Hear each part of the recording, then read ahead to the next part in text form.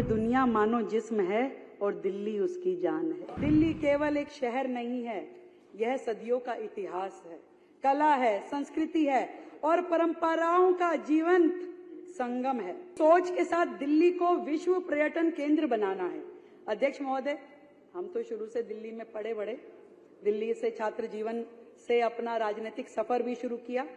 मैंने हमेशा पाया कि दिल्ली एक बहुत ही खूबसूरत शहर बन सकता है। यहाँ पे ऐतिहासिक धरोहर है और इतिहास और विकास यहाँ का ऐसा है जो पूरे देश से दिल्ली को जोड़ता है। मिर्जा गालिब का वो शेर मुझे याद आता है कि एक रोज अपनी रूह से पूछा कि दिल्ली क्या है।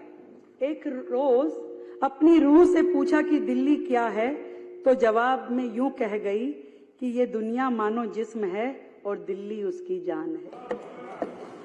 ये दिल्ली उसकी जान है, देश की प्रतिष्ठा है, देश का अभिमान है।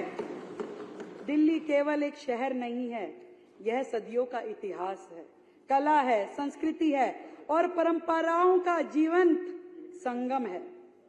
दिल्ली में लाल किले की वीर गाथा से लेकर बंगला साहिब की अरदास तक, इंडिया गेट की शान से लेकर अक्षरधाम की दिव्यता तक, हर कोना एक अनूठी कहानी कहता है। हर कोना एक अनूठी कहानी है। हमारी सरकार का संकल्प है, भाई अभी तक तो क्या था, दिल्ली लड़ाई झगड़े, गाली गलौज, तू मैं से ही जानी जा रही थी। और नहीं तो यहाँ के नेता वहां भाग भाग के ऐड देते थे, वो पता दिल्ली से आए हैं भाई।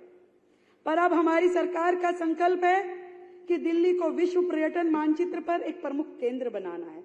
दिल्ली की कला संस्कृति को राष्ट्रीय और अंतर्राष्ट्रीय स्तर पर बढ़ावा देना है। हमारी भाषाई विरासत को संरक्षित और सशक्त करना है। विश्व को विश्व पर्यटन का केंद्र बनाने के लिए और पर्यटन क्षेत्र में योजनाओं के लिए पिछले वर्ष की तुलना में डबल 117 करोड़ के खर्च का मैं प्रस्ताव रखती हूँ। 117 करोड़ का,